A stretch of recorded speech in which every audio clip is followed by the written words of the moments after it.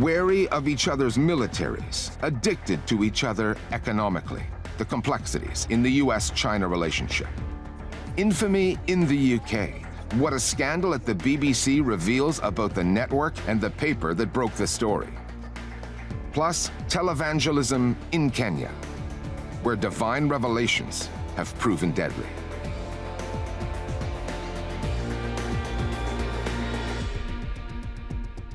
Hello, I'm Richard Gisbert, and you're at The Listening Post, where we don't cover the news, we cover the way the news is covered.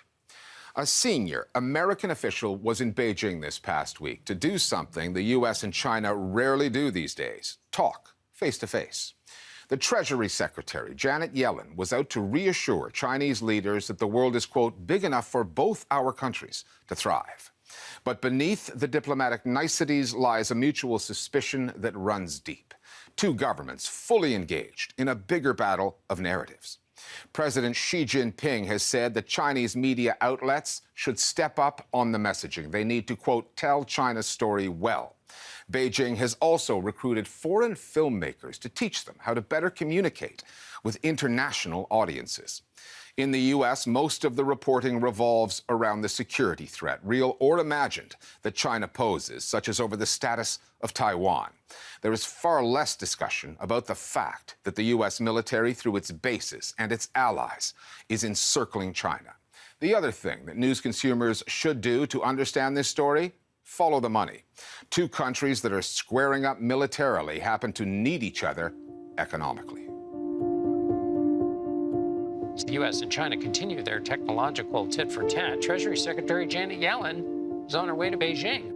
耶伦呢，他对自己的访华之行呢，可以说呢是寄予了极高的期待。他也认为啊，自己此次访华之行是对中美关系的有效管控。She's got her work cut out for her as she tries to repair diplomatic relations. The U.S. Treasury Secretary went on a mission to Beijing this past week for talks that had the most modest of objectives. As she put it, Janet Yellen was out to establish person-to-person relationships with the Chinese, to open ongoing channels of communication. As expectations for bilateral visits go, that is an extraordinarily low bar to meet in a conflict that has exceptionally high stakes. It's no secret that the China-U.S. relationship has been tense for a long time. The fact that communication, which ideally should be the goal of diplomacy at large, needs to be explicitly stated is not a great sign. It means that both sides are very anxiously aware of the stakes and of the grave dangers of miscommunication. The fact that they feel the need to do this is really an indicator that the relationship has hit a point where Washington feels it's dangerous. Dangerous in the lack of communication, dangerous in terms of how distorted Beijing's view of Washington's desires has become. There's a real fear that the Chinese are convinced that Washington wants to force a war over Taiwan. And the conviction among many in Washington that China wants to force a war over Taiwan. In the U.S., news coverage of China is often unidimensional, conflict-driven, and at times chauvinistic. Tough talk is necessary, but tougher actions are essential. News channels tend to let members of the defense and intelligence establishments, current and former ones, set the narrative. U.S. intelligence leaders say China poses the most consequential threat to the nation's national security. Tonight, China's military declaring it's ready to fight. Let's bring in retired four-star General Jack. From Beijing's vantage point, President Xi Jinping's government looks across its borders and sees U.S. military bases all around it, including reports of a newly upgraded base in Australia that will house American long-range B-52 nuclear bombers. A country that is still dealing with the backlash over the COVID-19 pandemic, including criticism that came out of the White House, now sees the Americans meddling in Taiwan. And in the U.S.-led NATO-backed response to Russia's invasion of Ukraine, a war with no end in sight, China sees a precedent, a possible blueprint. China may be looking at this and taking lessons in terms of key points of leverage that Western powers might have over us in the event of invasion. Or if we attack Taiwan, we can expect this in terms of resistance. The motivated population with high morale or willingness to defend itself can actually fend off a much larger force. In both cases, there's a question, can you actually hold it out in the long term without eventually some kind of negotiation? The Chinese are famously pragmatic and transactional, and definitely give more credence to actions than words. So Xi and his cohort are largely judging U.S. actions and its alliances in Asia versus Biden's words that it is not trying to surround China. Xi is thinking, it looks an awful lot like you are trying to surround us, and your words mean much less to me than what I see and what I can detect in your military efforts. And so China will point to the military bases in Japan or the Philippines or elsewhere as signs of this threat. The US will view maritime actions by China or incursion into Taiwan's air identification zone as rising aggression. And this pattern of tit-for-tat escalation. Both sides are kind of caught in this loop. And the question is really, how can they get out of it? Knowing that China is up against it on the messaging, President Xi has demanded better of his diplomats and the state-controlled media. He says they must tell China's stories well. Beijing recently invited foreign filmmakers and producers to teach its government officials, academics, and journalists how to make the messaging more appealing to overseas audiences.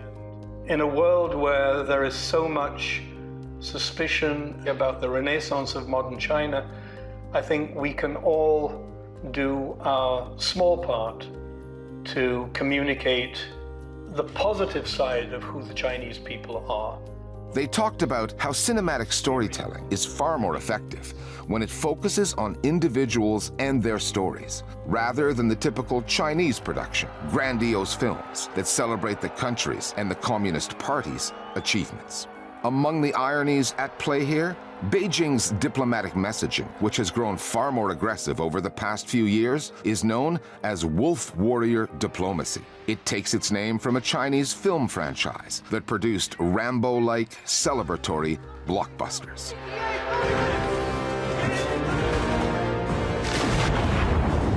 So there's always people in China who understand that these messages don't work, and we should tell better individual stories. There are tons of moving stories in China of people who overcome poverty, of women who fight patriarchy and sexism, but to tell any of those stories, you have to admit that there's a problem in the first place, and the mood in China is so fragile under Xi that admitting the existence of a problem is politically risky. And so people always fall back to the politically safe thing and the easy thing, which is to repeat the same narratives even if they don't work.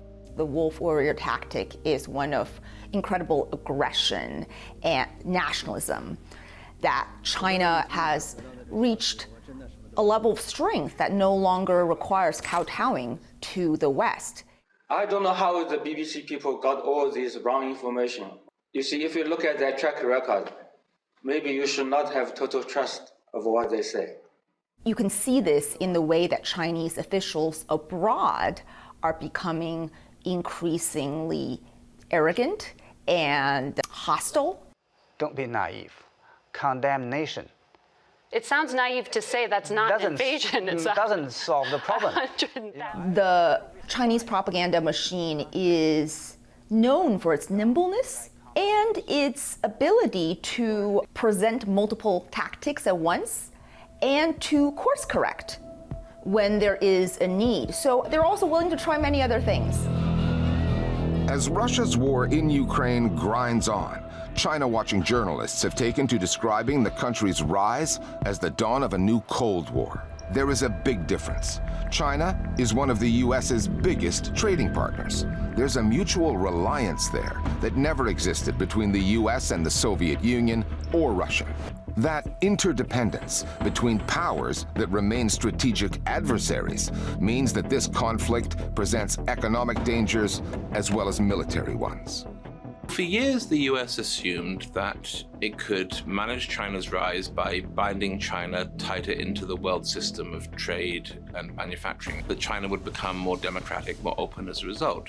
This didn't happen, but China still became very tightly bound into the US economy, underwritten by cheap Chinese manufacturing, by Chinese labor. China's got into a point now where it is a real producer of technologically advanced goods in solar and electric vehicles, in cars in general as well. At the same time, there's been these constant military tensions. Taiwan, where I'm at today, is caught in between. It's technology that produces semiconductors for both the US and China. I mean, there's a report by the Washington Post that even tiny semiconductors are present in the Chinese missiles pointed at Taiwan. In the meantime, they're present in iPhones, electronic vehicles, PS4s, and all sorts of other high-end electronics. And so it points to the odd interdependency of the two, while there still has been conflict nonetheless. Both want to stabilize the relationship, dial down the heat, as it were. Neither want this paranoia spiral to end in nuclear war, but neither country wants to be caught out. And I think it is this fear of being caught out that may very well lead to the sort of misunderstanding that makes one country act defensively out of this mistaken perception that the other country is being aggressive. And I think that's where the danger lies. And that does not create the best conditions for frank conversations. In the UK, the BBC is in a state of turmoil after a tabloid owned by Rupert Murdoch alleged sexual misconduct involving one of the broadcaster's most famous faces. Flo Phillips is here with more on a saga that has seduced the British media. Richard, it's never a good sign when a news organisation's top story for days is about a scandal from within. And it's been a feeding frenzy ever since the story broke last week, both because of the allegations, the supposed paying for explicit images from a young person, and the TV host at the centre of it all, Hugh Edwards. He's a household name in Britain, often fronting the network's biggest news stories, like election coverage and the recent death of the Queen. The scandal broke at a difficult time for the BBC. This isn't the first case of a high-profile presenter accused of sexual misconduct, and it's yet further fodder for some in the Conservative government that want to reduce the BBC's funding, which comes from taxpayers. A police investigation into the allegations found no evidence of criminality, but the corporation's handling of the case is still being scrutinised, accusations that it waited too long before taking action. These are clearly damaging to the BBC. It's not a good situation. The British media have fed off this story as though there is nothing else more pressing to cover. And that's in part because of where it started, the Sun tabloid, the most right-wing of Rupert Murdoch's British outlets, which has often taken potshots at the BBC. The paper's handling of this story, repeated sensational front-page revelations, suggest a lack of scrutiny, and it's triggered plenty of criticism. We know where it started, but where does it end? The BBC's internal investigation has resumed. But as to the public's perception and trust in the once revered and widely modelled institution, now there's a story that doesn't sell. Thanks, Flo. For the past 4 months, Kenya has been dealing with the fallout of a shocking story. It centres around a televangelist, Paul Mackenzie, who reportedly led hundreds of his followers to their deaths by telling them the world was coming to an end. Among the questions being asked in the aftermath, should the authorities have done more to contain Mackenzie's doomsday prophecies, most of which went out on the Kenyan airwaves? And if so, how would that square with the right constitutionally protected in Kenya to freedom of speech and religion? Questions that require answers because televangelism is on the rise in Kenya, where 85% of the population is Christian. The Listening Post's Nick Muihead now from the Kenyan coast on the tragedy that's come to be known as the Shakahola Massacre.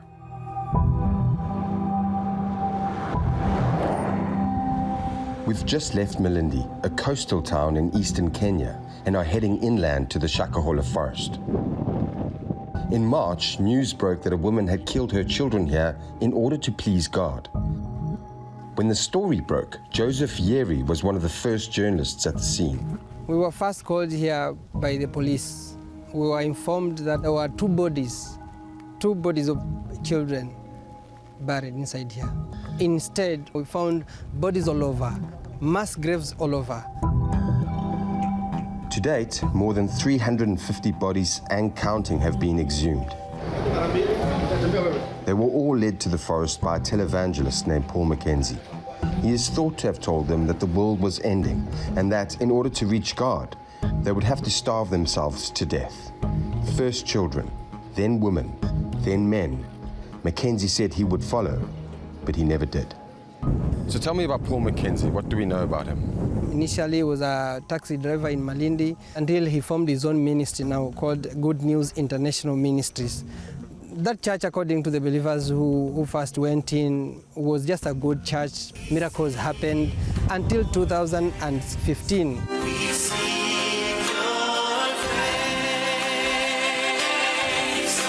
Now, when he became a televangelist, a pastor, the message started changing. He started introducing the issue to do with prophecies, and all these prophecies were broadcasted live on television.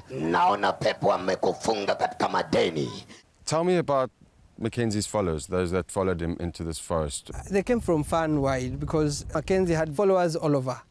So presumably many of those people would never have heard of Paul Mackenzie were it not for his TV channel. Correct. There's still an estimated 600 of Paul Mackenzie's followers who are still missing in Shakahola Forest. One of them is a woman named Pamela Mukulasinga. She's from Bungoma. It's a county in northwest Kenya, the opposite end of the country, nearly 1,000 kilometers from here. We've managed to find her son.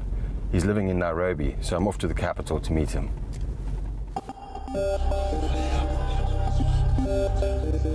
Televangelism is the use of media to communicate Christianity. The televangelists in Kenya often claim that they can perform miracles. I stand against those powers now. Deliver spiritual healing and guarantee prosperity. Typically in the exchange for donations, which have made some televangelists very wealthy and influential. For some viewers, often the most vulnerable, the promise beamed directly into their homes of divine intervention by these pastors proves irresistible. Paul Mackenzie is what we would refer to as a charismatic authority. Tutakaa na Mungu wetu milele na milele. Tupumzike taabu ya mateso ya dunia hii. Because in order to be a televangelist, in order to hold the attention of an audience, no matter how big or small, you have to have a particular kind of charisma. Comparing to other African televangelists, you can tell that the rest of the African televangelists tend to go the prosperity way, and Paul Mackenzie goes the mystical way.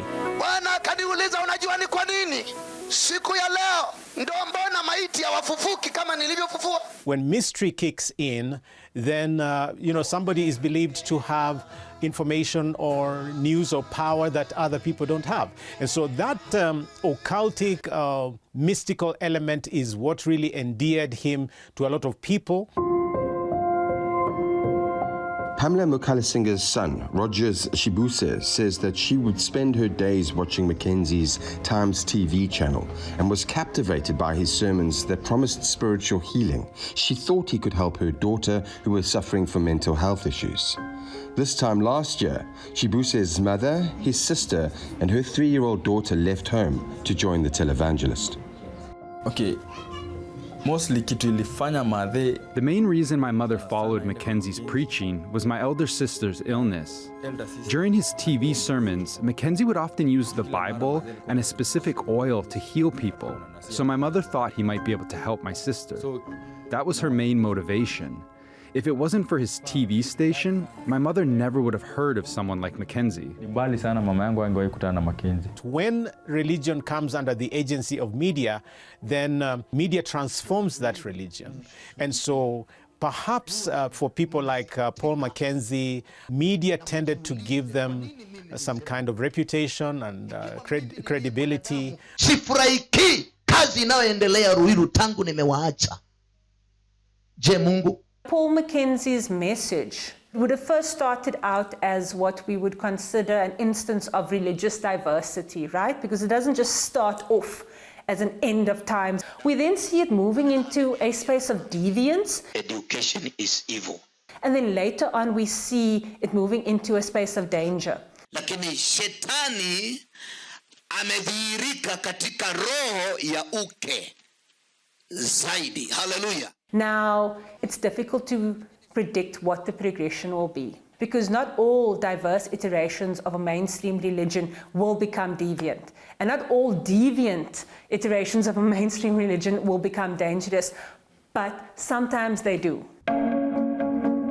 The question now is, at what point should the Kenyan authorities have intervened? And could they have done so while upholding Mackenzie's constitutional right to freedom of thought and religion? The Communications Authority is the body responsible for regulating broadcast media in the country. This past April, it suspended Mackenzie's TV channel, but only after the Shakahola story had broken. And even then, it was mostly for administrative non-compliance. Little of the content it reviewed broke the rules. I asked the Director General how his organization monitors this kind of content. We use a system that logs the information. But when you have 320 TV stations, for you to make sense of that content, the technology we have is that somebody has to sit down and listen through or watch to be able to conclude the nature of that particular content. That's why the complaint mechanism is much better. If somebody sees something unbecoming, then they're able to report, then we can now go specifically to track down that specific broadcaster. The problem I see with that mechanism is that you are relying on viewer feedback, but often the viewers of these channels are the people that are being radicalized. Yeah. Do you not see that as an issue in this system? It's really a problem, but then our responsibility is not to regulate content of a theological nature unless it's so obvious on the face of it. Content that we looked at, we did not see a direct link with the massacre. Do you not think that, yes, there may not be a direct link to Shakahola, but that problematic content, the miracles and the prosperity preachings, yeah. Do you not think that needs to be regulated? You know, the trouble with the issues of religion and faith is exactly that, faith. And that's why when you allow freedom of religion, is to just allow people to make sense of life in the way they see best. So the risk of going that route is that you end up being a policeman in people's conscience. But that balance has to be struck. And that's a really big challenge for us. Paul Mackenzie is now in jail and faces multiple charges. But the media environment in which he thrived and the constitutional rights that protected him remain the same. Kenya is 85% Christian, and televangelists wield enormous influence. So politicians, wanting to stay in power, are unlikely to challenge the hegemony of these TV pastors and their armies of faithful followers, even if that leaves an untold number of vulnerable people at risk. So mwezi wa tatu nikatoka hapa Nairobi nikaenda Malindi. I left Nairobi for Malindi to search for my mother. When I got there, I found one of Mackenzie's followers who had been rescued. They told me they had seen my mother and my sister. My sister and her child had been tied up until they died and were buried. Having seen all this, my mother ran deep into the forest. I have been trying to find her ever since, but to this day, nothing.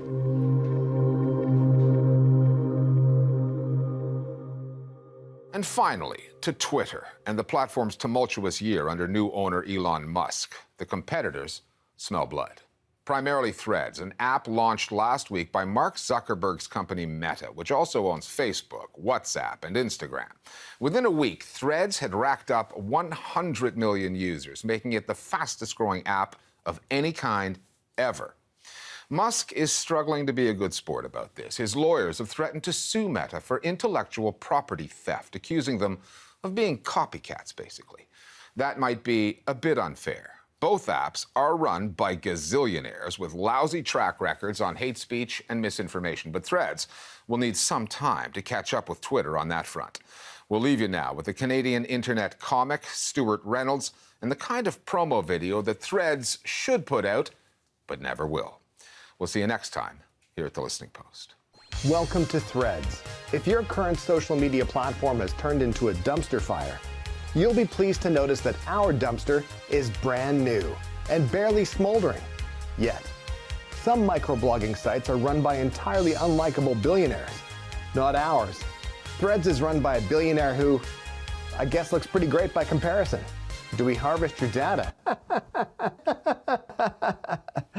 Yep. But don't worry, we own Facebook and Instagram, and we already know your search history. Yes, you should get that rash checked out.